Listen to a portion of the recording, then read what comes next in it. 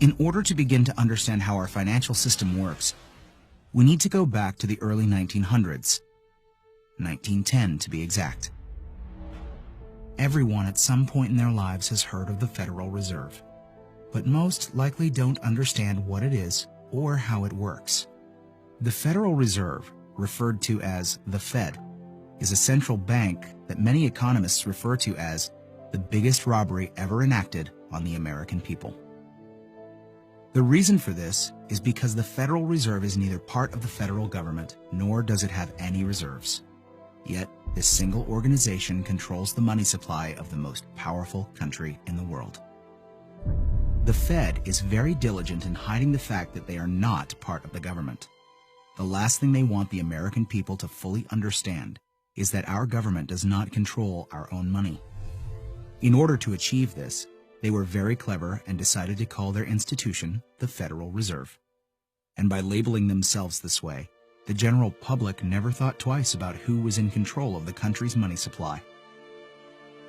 If the Federal Reserve is not part of the government, then who controls this private organization and how did this come to be? The answer to this question is what changed the course of our country forever. In November of 1910, a secret meeting took place of 6 bankers and economic policymakers who represented the financial elite of the Western world. It was hosted at the J.P. Morgan estate on Jekyll Island in Georgia.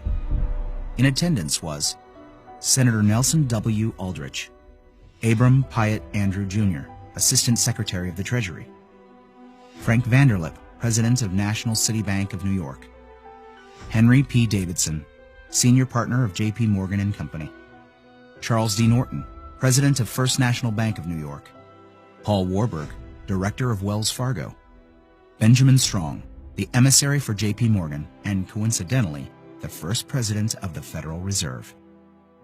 Years later, Frank Vanderlip referred to this meeting as the actual conception of what eventually became the Federal Reserve System. This meeting was so secret at the time that not even the names of those who attended were mentioned to the servants who lived and worked on the island. The men who attended came on a late-night train, claiming to be on their way to a hunting expedition, but instead, these bankers met with Senator Nelson Aldrich to draft what would eventually become the Federal Reserve Act. This private meeting, attended by some of the most powerful men in America, was strategically designed to take control of our country's money supply and to achieve ultimate power in America. Mayer Amschad Rothschild, one of the most powerful European bankers of his time, stated it best when he said, "Permit me to issue and control the money of the nation, and I care not who makes its laws."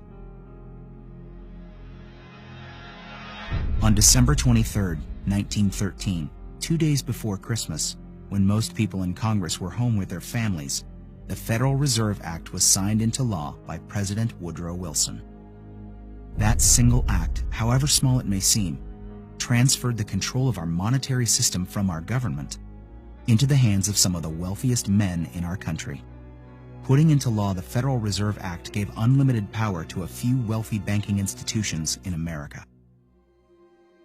The Fed has the power to issue currency, manipulate interest rates, and run secret bailouts.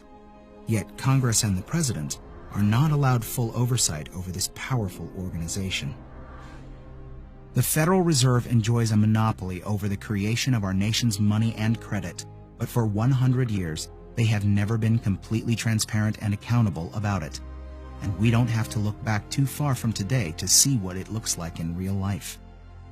When testifying before Congress in 2009, Fed Chairman Ben Bernanke refused to disclose which institutions received trillions of dollars in these bailouts and loans, or give our representatives details about what deals were being made. So my question to you is, will you tell the American people to whom you lent $2.2 trillion of their dollars? Will you tell us who got that money and what the terms are of those agreements? Hundreds and hundreds of banks, any bank or that has access to the U.S. Federal Reserve's discount. Will you tell us who they are? No.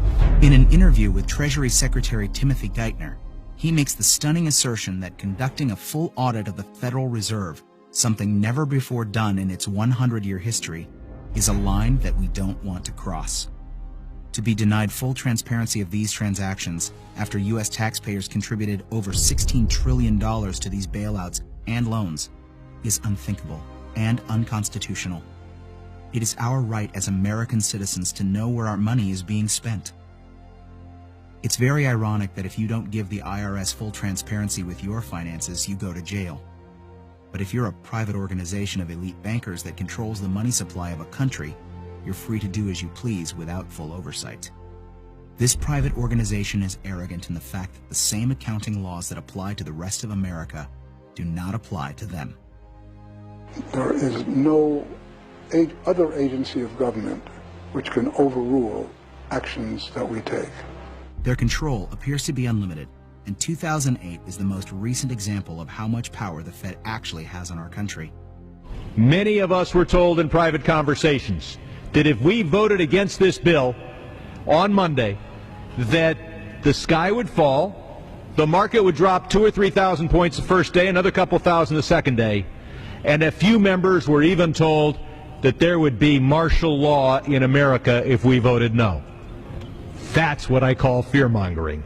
The elite banking institutions took trillions of dollars worth of risk, and when they lost their bets, they threatened politicians to use taxpayer money to bail them out, or else we would face an Armageddon type of scenario. This historic change of power in America is again why many economists refer to it as the biggest robbery ever enacted on the American people.